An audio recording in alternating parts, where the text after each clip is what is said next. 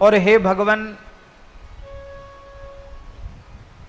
ये बात संतों की शरण में आने से, गुरुजनों के सत्संग से भली भांति समझ में आ चुकी है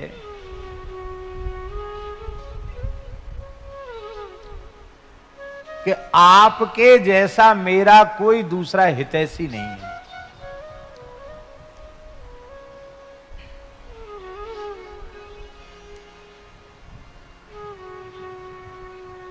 संसार में पिता माता को संतान का बहुत बड़ा हितैषी माना जाता है, और पिता माता संतान के हितैषी होते भी हैं, इसमें कोई संदेह नहीं। पिता माता जैसा संतान का हित सोच सकते हैं, वैसा कोई दूसरा नहीं सोच सकता। उसका कारण यह है कि पिता माता की जैसी ममत्व अपनी संतान के प्रति होता है, वैसा ममत्व दूसरे का क्यों होगा? भला क्यों होगा? उसका होगा, स्वाभाविक ममत्व होगा। तो अपने संतान के सर्वविध हित की बात पिता माता सोचते हैं।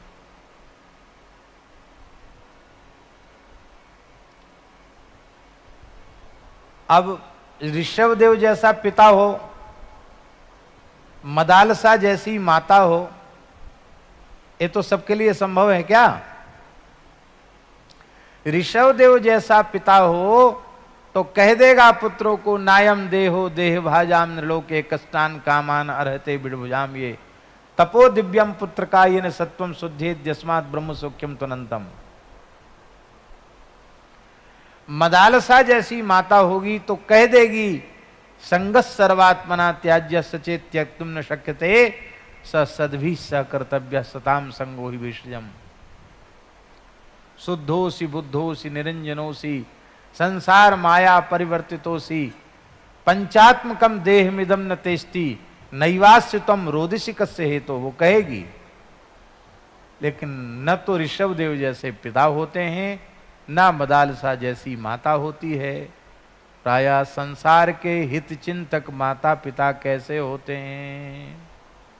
मातु पिता बालकन बुलावन, मातु पिता बालकन बुलावन, उदर भरे सोई धर्म सिखावन, उदर भरे सोई धर्म सिखावन।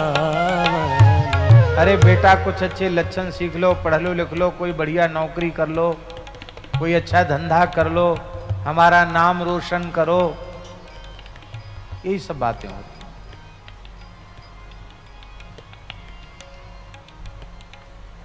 वे परम हित नहीं सोच सकते। अरे अपना ही परम हित नहीं कर पा रहे हैं तो दूसरे के परम हित का ठेका कैसे ले सकते हैं? इसलिए हरिगुरु संतों की कृपा से, सत्संग से गोस्वामी जी कहते ये बात मुझे अच्छी प्रकार से समझ में आ गई है कि आपके जैसा मेरा कोई दूसरा हितू नहीं है, हितैषी नहीं है। आपके जैसे हितैषी माता पिता भी नहीं है।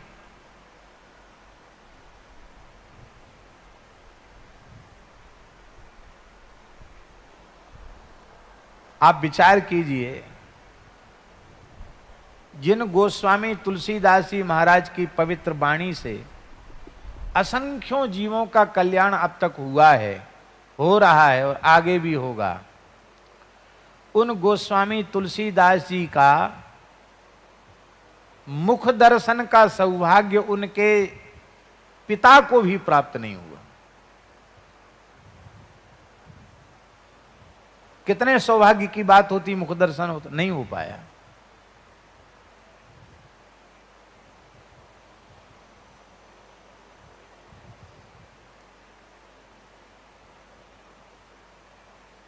हाँ, तुलसी माँ का जरूर बहुत बड़ा योगदान है कि उसने अपने जीते जी अपने पुत्र को चुनिया दासी को दे दिया।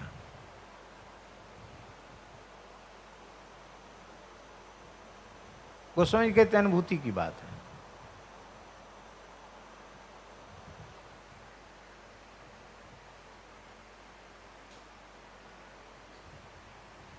ऐसे हितैषी माता पिता भी नहीं होते जैसे हितैषी संत होते हैं।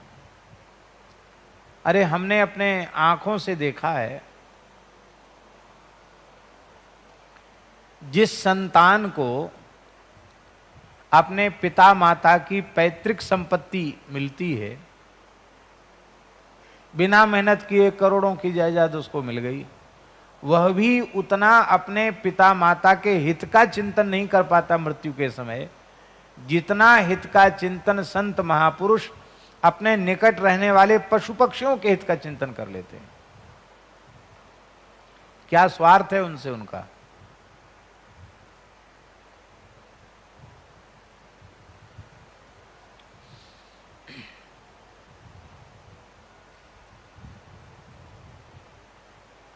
वृद्ध होने वाले घर में कोई ना कोई तो मरणासन्न होते ही हैं। लोग हॉस्पिटल में तो रखे आते हैं कि कोई बीमारी घर में न फैल जाए। खाक चौक में भोले शंकर जी एक गैया थी, वृद्ध थी, बीमार हुई, समय भगवान के धाम जाने का आ गया। हम पूज्य भक्तमाली जी के पास रहते थे, तब खाक चौक में नहीं रहते थे, विद्यार्थी जीवन था। महाराज जी के पास तुरंत संदेश भेजा, हमको बुलवाया। यही भादों का महीना चल रहा था।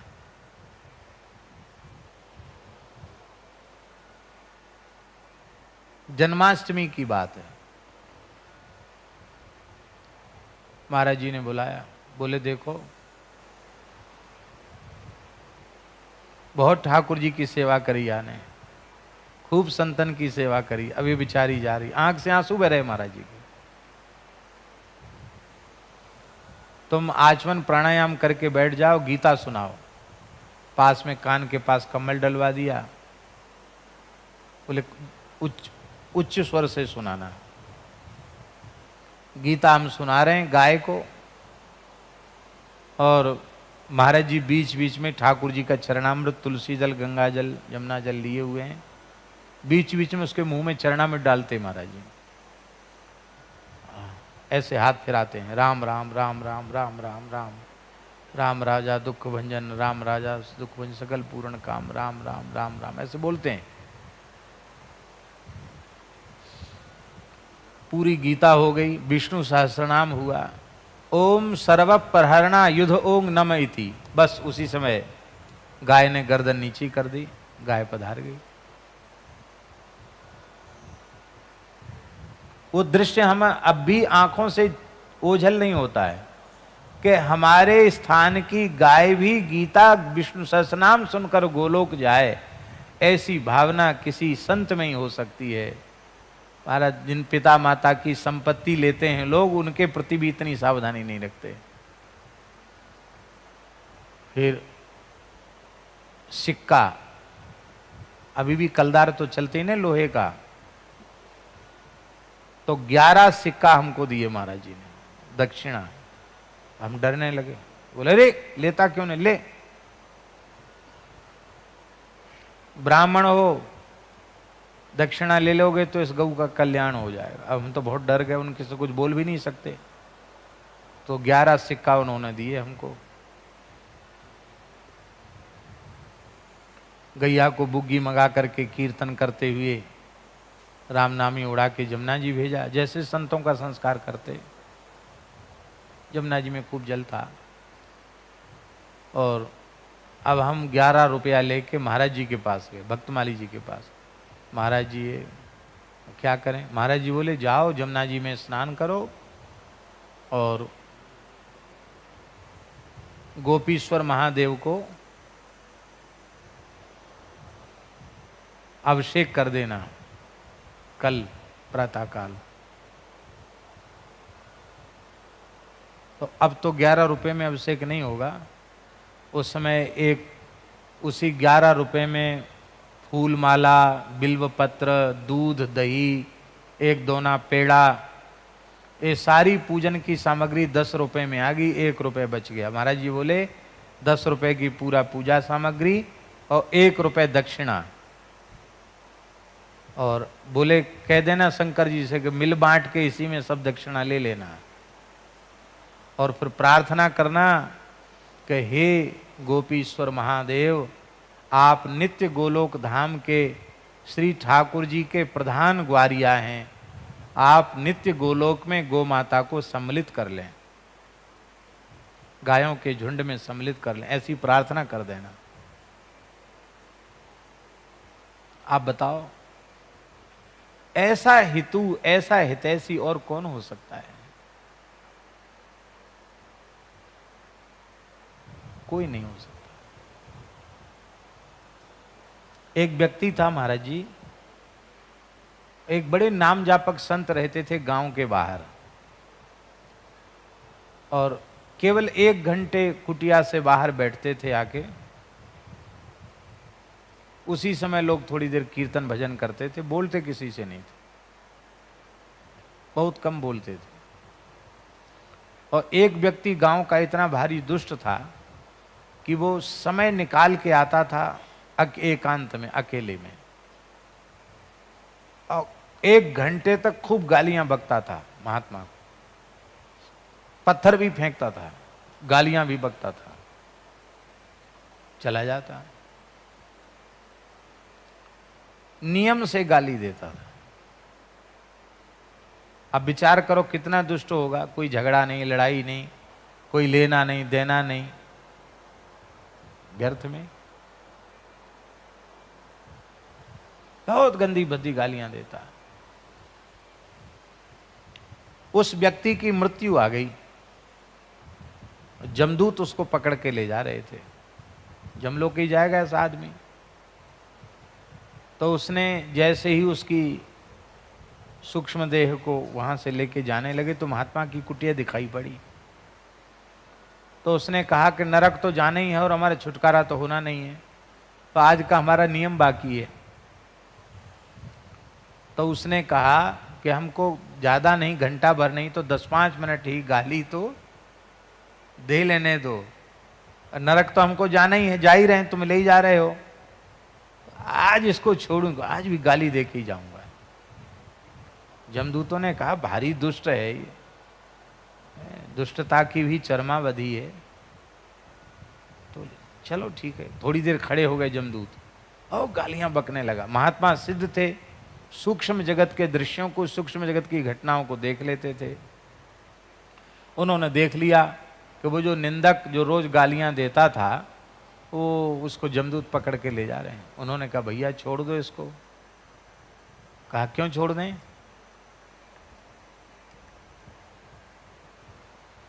तब संत ने कहा कि जब हमारा उपासक, हमारा भक्त, हमारा प्रशंसक तुम ही कह रहे हो कि उसकी दुर्गति नहीं होती है क्योंकि आपसे संबंध है, तो किसी भी भाव से संबंध जो जुड़ गया, हमारा निंदक नरक क्यों जाए? प्रशंसक नरक नहीं जाता है तो हमारा निंदक नरक क्यों जाए? तो हम अपने भजन का दान करते हैं इस जीवात्मा को, जिससे ये निष्पाप होकर भगवान के धाम जाने का अधिकारी हो जाए। जैसे ही अपने भजन का संकल्प किया, जमदूत भाग गए, भगवान के पार्षद प्रकट हो गए और वह निंदक भी भगवत धाम चला गया। इसी घटना का स्मरण करके श्री चरणदासी महाराज ने कहा है, सुखी रहो निंदक जग माही, रोग न हो तन सारा, मेरी निंदा करने वाला उतरे भवनिधि पारा। साधो निंदक मित्र हमारा। अपने से द्वेष करने वाले, निंदा करने वाले का कल्याण करने का की भावना जिनके मन में हो, ऐसा हित चिंतक संसार में संत सदगुरु के अतिरिक्त कोई दूसरा हो सकता है क्या? नहीं हो सकता है। और जो श्री हरि हैं वही श्री गुरु हैं, और जो श्री हरि गुरु हैं वही संत हैं। गोस्वामी जी कह रहे हैं कि माता पिता भी ऐसे हितैषी नहीं होते हैं जैसे हितैषी हरि गुरु संत हैं। इसलिए आप ही हमारी माँ हैं, आप ही मेरे बाप हैं।